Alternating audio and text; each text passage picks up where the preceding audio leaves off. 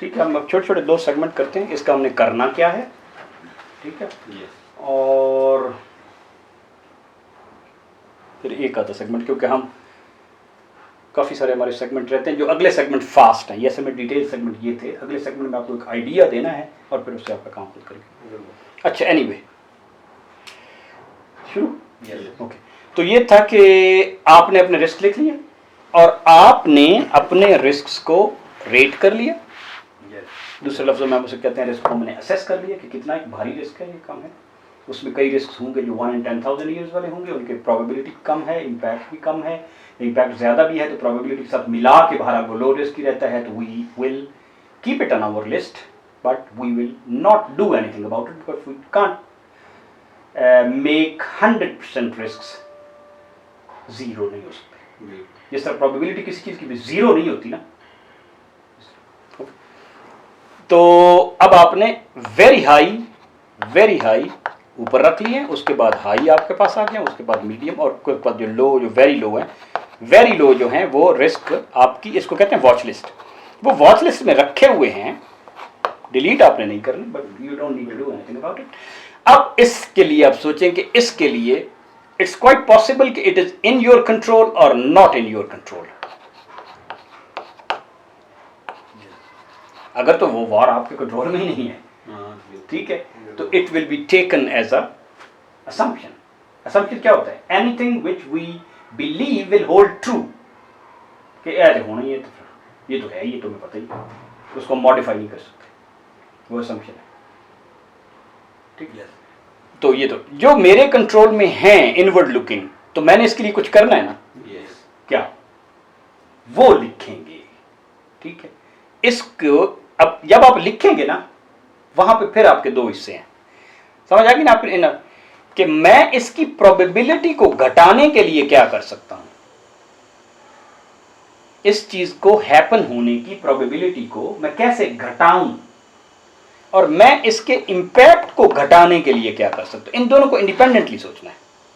सही, प्रोबेबिलिटी को घटाना, मसलन कोई भी देख लें, इनवर्ड लुकिंग हमारी टीम की सोच हो और बाहर देख ही ना रहो, तो मैं इसकी प्रोबेबिलिटी कैसे घटाऊं, ऐसे घटाऊं कि मैं अपने प्रोसेस में डालूं एज अ चेकलिस्ट और एज अ समथिंग कि यार आउटवर्ड की भी क्या आपने देखा है, आई रियली चेक, या मैंने अपना बुलेटिन बनाया ये से हुआ कि my market external markets which can possibly impact, उन्हें लिखा ही हुआ है। जब उसमें आपने उस टेम्पलेट में लिख ही दिया है, ठीक है ना, या आप रिपोर्ट का हिस्सा ही बना दिया, तो उसको तो सोचना पड़ेगा ना, ये सेगमेंट मिस हो गया, ठीक है ना। वो जो आपके इवन फॉर्म सेगमेंट्स रिपोर्ट्स होती है, वो आपकी ऑर्गेनाइजेशनल लर्निंग होती है, जो कि मैंने यार ये अक्सर मिस कर जाते हैं, ठीक है। Is there happening anything outside which might impact, तो जब आपने एक फॉर्म का हिस्सा बना दिया या अपनी रिपोर्ट का हिस्सा बना दिया कि यार मुझे जो ये रिसर्च रिपोर्ट आएगी उसमें ये 2 कंपोनेंट होंगे, अपनी मार्केट, एक्सटर्नल मार्केट, ठीक, तो वो नहीं लिखा तो भूल जाएगा, समझ आ गई। तो आप उससे उसकी प्रोबेबिलिटी घटा सकते हैं ना, समझ आ गई आपको बात, उससे आप प्रोबेबिलिटी घटा सकते हैं। लेकिन अगर ये हो गया, इट हैपेंड, तो आप उसका इंपैक्ट कैसे घटाएंगे? ये हो गया कि आपकी टीम ने ये नहीं देखा और बाहर वाला नहीं देखा, तो ऐसे हो जाने के बाद आप इंपैक्ट उसका कैसे घटाएंगे? उसका एक इंपैक्ट होना है ना,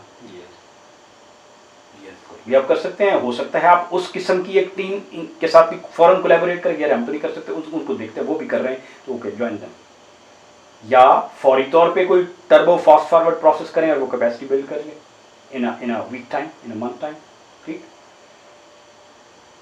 या अपने कस्टमर्स को एक बता दें, मसलन जब बिल्डिंग में किसी ऑफिस में आग लग जाती है, तो जब एक अफसर या उसका जिम्मेदार बंदा आके कह देता है ना कि जी हमारी बिल्डिंग में आग लग गई थी, लेकिन ये है कि जो क्रिटिकल सामान था वो बच गया है और कोई नुकसान नहीं हुआ, बस आपने वो जो कस्टमर के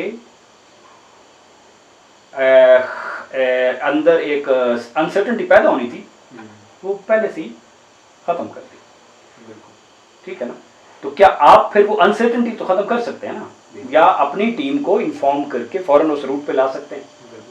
तो आपने इम्पैक्ट कैसे घटाना, ये 2 मुख्तलिफ चीजें, आप यू अंडरस्टैंड दिस। अब मैं आपको कोई भी मिसाल आप ले लेंगे, पेंडेमिक है तो आप उसकी प्रोबेबिलिटी कैसे घटाएंगे, आप शायद कुछ भी नहीं कर पाए, राइट, ये आपके कंट्रोल में नहीं है, लेकिन आप उसके इम्पैक्ट पे तो कुछ कर सकते हैं कि लोगों को सही पॉजिटिव जेन्युइन चीजें बताएं कि भाई इससे ये फर्क तो पड़ेगा लेकिन ये नहीं फर्क पड़ेगा और ये टेम्परेरी है और it will come out.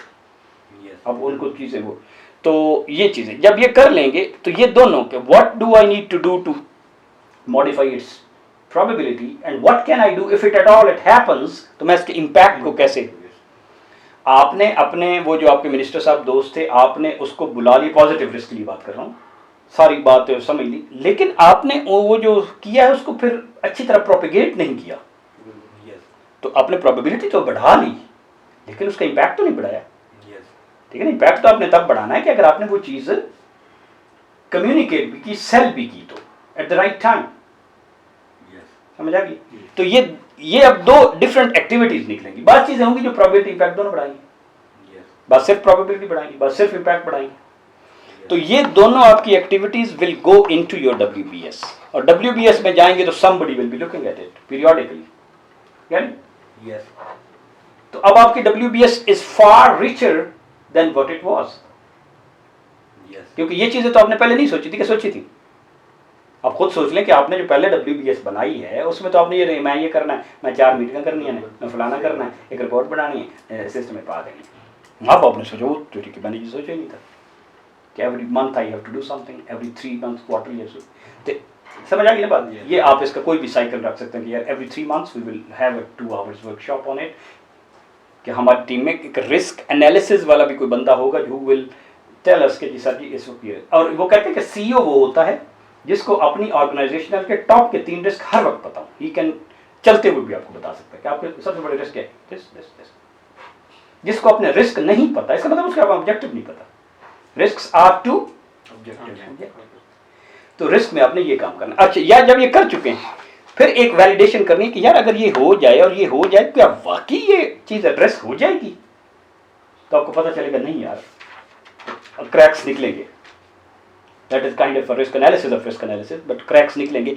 You always, आप फॉरवर्ड प्लान, बैक प्लान, आप इधर पहुंचना चाहते हैं तो बैकवर्ड आ रहे हैं ना, ये अचीव करने के लिए मैं ये करूंगा, ये अचीव करने के लिए मैं ये करूंगा, ठीक, लेकिन फिर इधर से वापस भी आप जाते हैं कि ये हो गया तो ये हो जाएगा, तो इस planning is basically backward, but then you validate it with forward कि ये करने से क्या ये हो जाएगा, ये कुछ है मैं अभी मिस कर रहा हूँ। और ये वो तरीके हैं कि जहां से आप इसके गैप्स फिल करते हैं। हमने ये काम कर लिया, we have identified the problem, toggling the problem becomes our objective, we identify the risks, without risks your WBS is totally inadequate and incomplete, and WBS is the core that determines the effort. आपकी जो time effort calculation है ना, team की calculation है, वो किससे होती है? WBS। स्कोप में आप देखते हैं कि मैं क्या कर रहा हूं, क्या नहीं कर रहा। It's very important to write down कि we will not do this, it is not in our scope. हमें हर शय अपने स्कोप में ना डालें ना। आप उस सारे प्रॉब्लम में एक चीज आपने देखी थी कि ये हमारी मैं करना चाहता हूं, ये मैं नहीं करना चाहता, this is not what I am doing. इसको कहते हैं स्कोप क्रीप हो जाना। फिर आपने उन चीजों को सोचा नहीं होता तो लेकर आप हमें ले लेते हैं because the idea is very good, no you have thought it out. वो अगले रिव्यू में सोचे 6 महीने बाद कि हमने इसको लेना, ये 3 महीने बाद लेना। टीम के बारे में हमने सोचा how do we determine team through WBS कि यार ये काम करना है, this is the core team. हो सकता है टीम में वो काम करने की स्ट्रेंथ ना हो, लॉ की, ये समझने की, किसी को वर्क करने की। अब फिर नेक्स्ट में हम ये डिस्कस करेंगे about quality and about what tools you use to do this, और ये फिर उसके बाद फिर असल चीजें कुछ शुरू हो जाएंगी। तो अब हम ये खत्म करते हैं, we have gone up to analysing the risk, putting back into the team. अगर आपने रिस्क अपने वापस अपने प्लानिंग का हिस्सा नहीं बनाए तो it's totally not actionable thing. Okay.